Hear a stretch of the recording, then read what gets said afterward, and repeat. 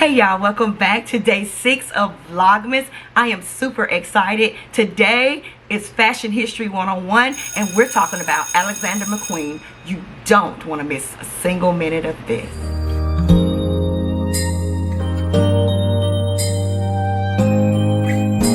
It's white outside and the night is cold. Everyone's lighting candles. Hey y'all, how y'all doing out there? Guess what? Today is day 6 of Vlogmas. Super excited. And today we are bringing back Fashion History 101 and we are discussing Alexander McQueen. Ladies and gents, listen, this one hits heavy.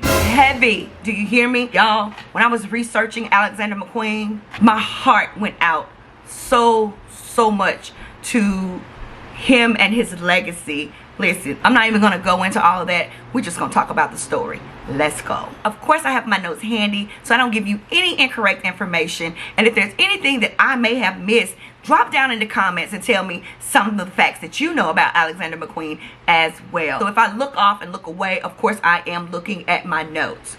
Alexander McQueen was a London-based English fashion designer who was head designer of the Louis Vuitton Givenchy fashion line before starting his own in 2004. Lee Alexander McQueen was born on March 17, 1969. He was born into a working class family who lived in public housing in London, Lewisham district. Ronald, his father, was a cab driver, while Joyce, his mother, was a social sciences teacher. On a strict budget, the McQueens raised a family of 6 children, with Lee being the youngest. Lee, as his friends called him for most of his life, recognized homosexuality at a very young age and was teased extensively by his schoolmates. Being interested in fashion at a very young age, McQueen began experimenting with fashion by making dresses for his sister, a fact that we learned from Yves Saint Laurent as well. McQueen was openly gay and said he realized his sexual orientation when he was only 6 years old. When he told his family at the age of 18,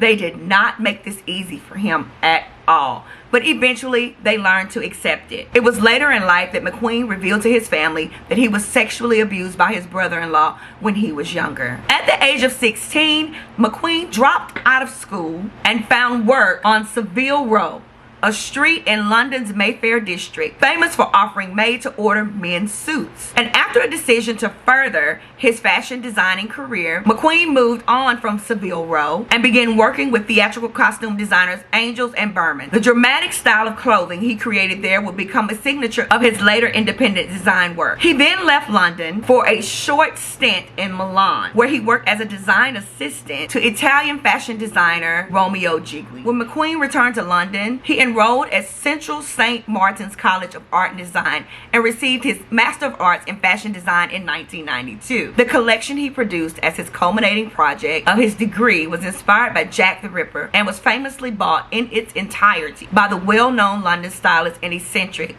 Isabella Blow. She became a longtime friend of McQueen's as well as an advocate of his work. Shortly after obtaining his degree, McQueen started his own business designing clothes for women. He met enormous success with the introduction of his bumster pants, which we like to call the low-rise, so named because of the extremely low-cut waistline. Only 4 years out of design school, McQueen was named chief designer of Louis Vuitton-owned Givenchy, a French haute couture fashion house. Although it was a prestigious job, McQueen took it reluctantly, and his tenure there was a tumultuous time in the designer's life. Even as he was pushing the limit of what people expected from a fashion designer, McQueen felt he was being held back. Note, during this time, during one of his fashion shows, McQueen featured a model who was an amputee walking the runway on carved wooden legs, talking about ahead of his time. And I don't even think we see that now, you know, where we are all inclusive in the fashion industry. I mean, we're starting to break boundaries, but we're not breaking enough of them, and I salute Alexander McQueen for that alone. McQueen would later say that the job restrained his creativity, though he also made the following admission: I treated Givenchy badly. It was just money to me, but there was nothing I could do. The only way it would have worked would have been if they had allowed me to change the whole concept of the house to give it a new identity, and they never wanted me to do that. So even with his reservation about his work, McQueen won British Designer of the Year in 1996, 1997, and 2001, all during his time at Givenchy. In 2000, we learned in the Gucci Fashion History 101 that Gucci bought a 51% stake in Alexander McQueen's private company and provided capital for McQueen to expand his business. McQueen left Givenchy shortly thereafter. So during this time, he was designing his own designs, and Gucci bought into what he was selling, honey, while he was still working for the competitor, for LVMH. Go figure. In 2003, McQueen was declared International Designer of the Year by the Council of Fashion Designers of America and a Commander of the Most Excellent Order of the British Empire by the Queen of England, honey, and won yet another British Designer of the Year honor. Meanwhile, McQueen opened stores in New York, Milan, London, Vegas, and LA.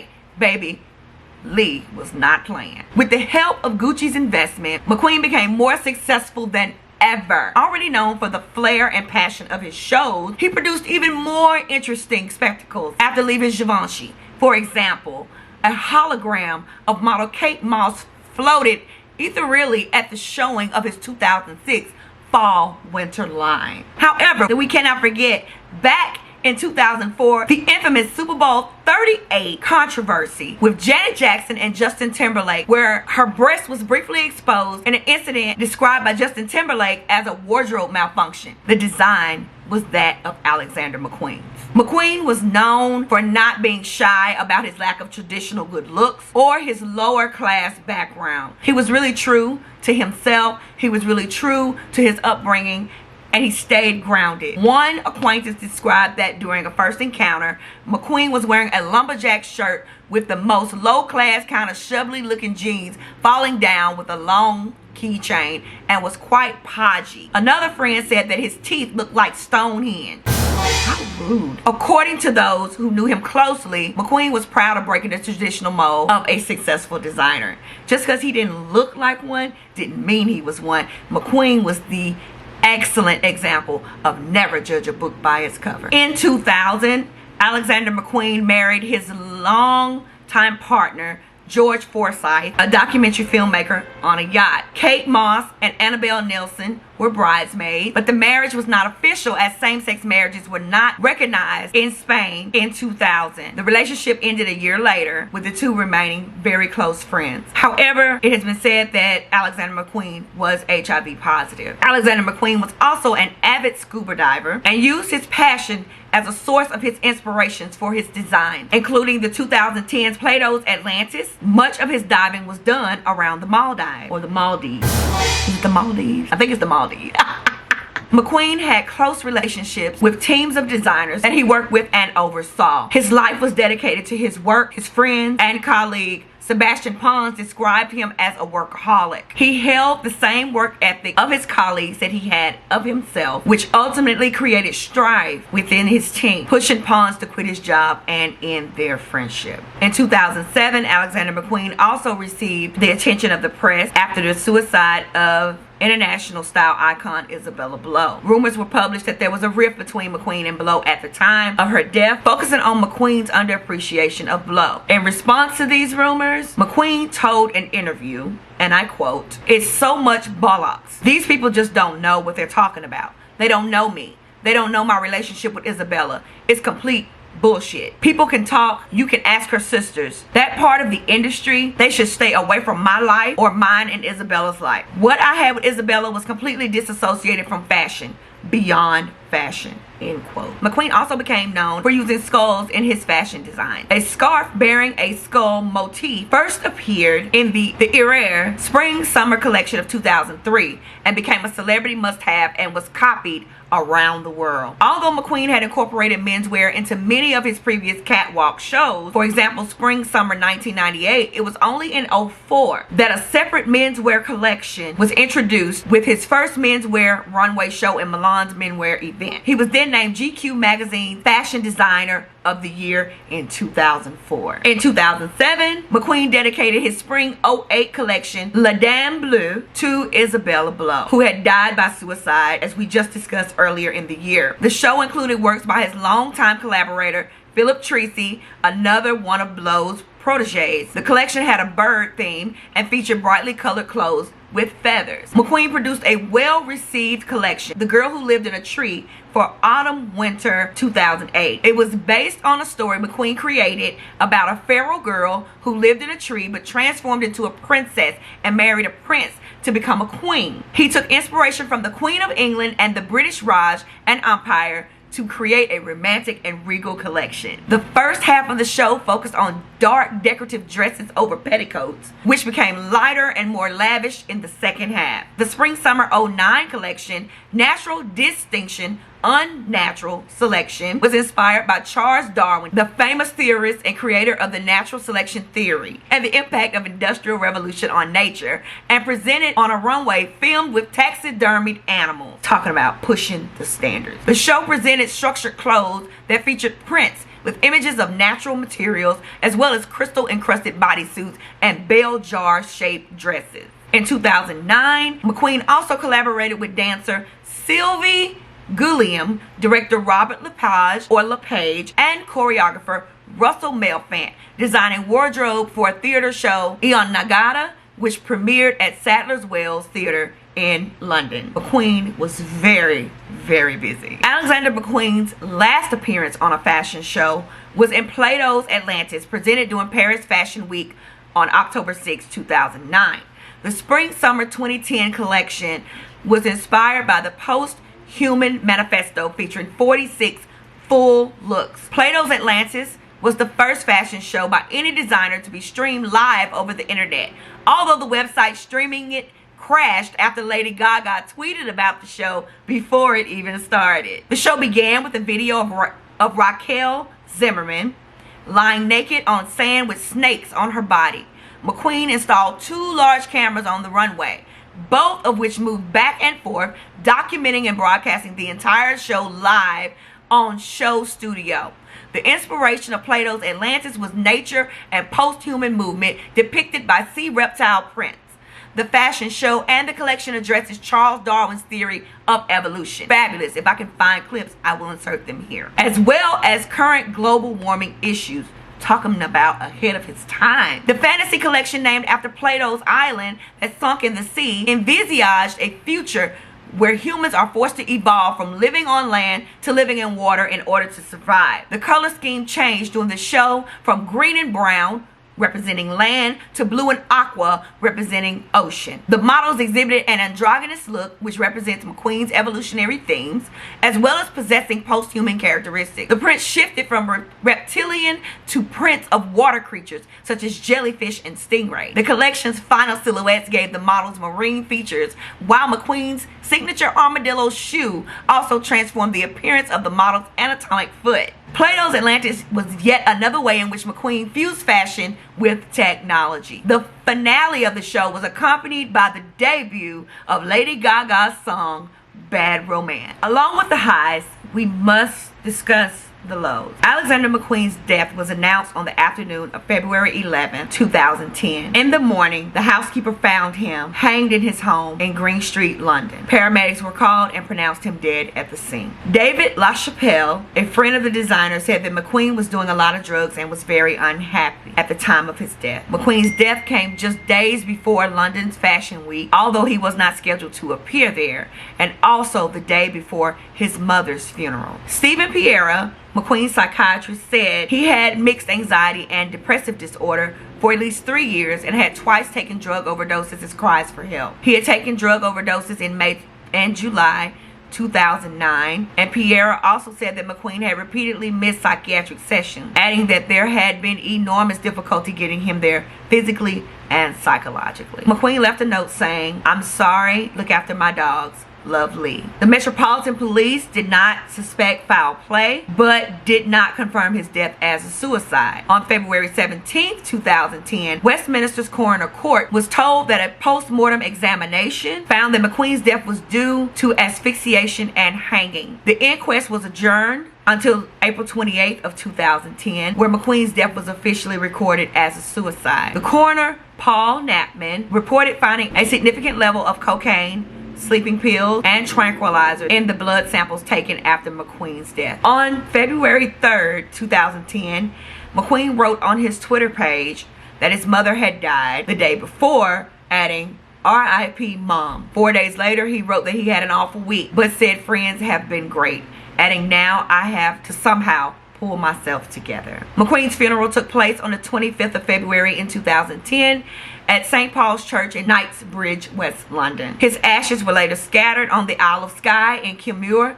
and his Skye ancestry had been a strong influence in his life and work. McQueen's Scottish heritage, his father was born and had ancestral roots in Skye, was evident in his life and work. Collections including Banshee AW 94 through 95 and Highland Rape AW 95 to 96 draw on both Celtic culture and dark periods of Scotland's history. And asking for his remains to be interred in Cumnor, looking over the sea in the north of Skye, Alexander McQueen has joined members of his clan going back over many generations. A memorial was held for McQueen at St. Paul's Cathedral on September 20th, 2010 and was attended by Bjork, Kate Moss, Sarah Jessica Parker, Naomi Campbell, Stella McCartney, Daphne Guinness, Sam Taylor Johnson, Aaron Taylor Johnson, Lady Gaga, and Anna Wintour, amongst 2,500 other invited guests. On February 18th, 2010, Robert Pollet, the president and chief executive of the Gucci Group,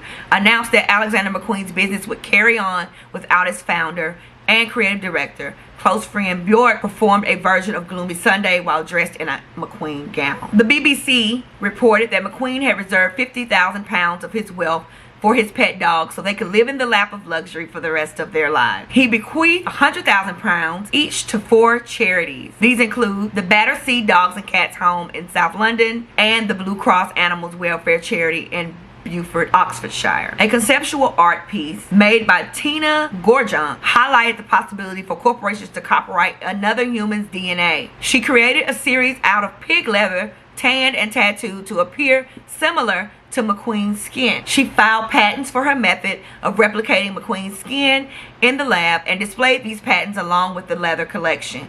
McQueen's family stated they did not condone the use of his DNA for fashion products, and also that his project is exactly the sort of fashion experimentation he would have enjoyed. So although he would have liked it, the family did not condone it. On February 16, 2010, pop musician and friend Lady Gaga performed an acoustic jazz rendition of her hit single Telephone and sagged into Dance in the Dark at the 2010 Brit Award. During the performance, Gaga paid tribute to McQueen by dedicating a song to him. She also commemorated McQueen after accepting her award for Best International Artist, Best International Female, and Best International Album. Gaga dedicated a song to him titled Fashion of His Love on the special edition of her 3rd album, Born This Way. R&B singer Monica dedicated her music video Everything to Me to the memory of the late Alexander McQueen, a fashion designer who Monica admired and whose gowns and other pieces appear in the video. McQueen was found dead at his London apartment 3 days before the video shooting. In 2010, celebrities including Naomi Campbell, Kate Moss, and Annabelle Nielsen,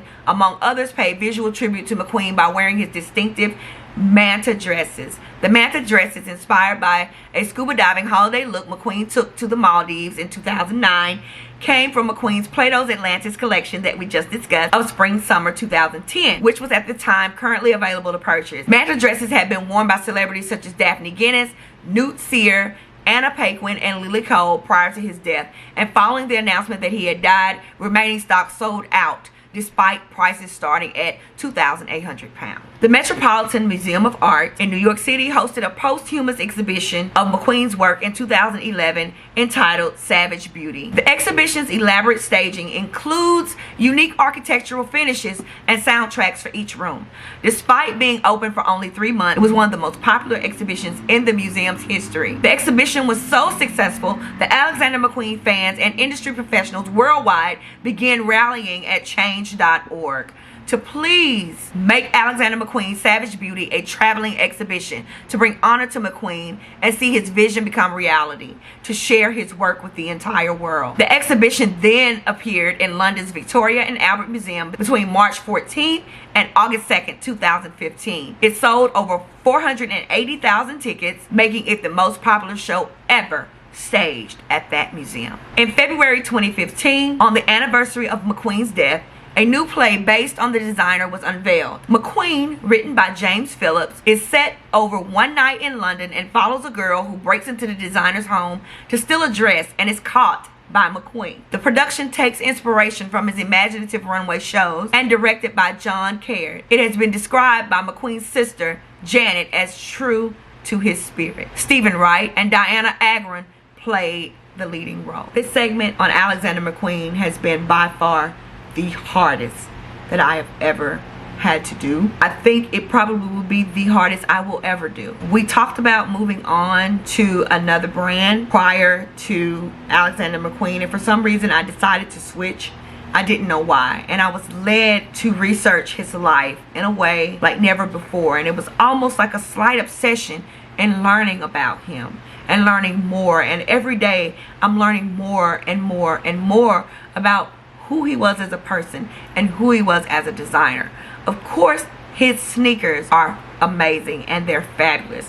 As of this recording, I do not own an Alexander McQueen item, but I am definitely going to support this brand. It seems to me that the Kering Group is on to something, that they love their people.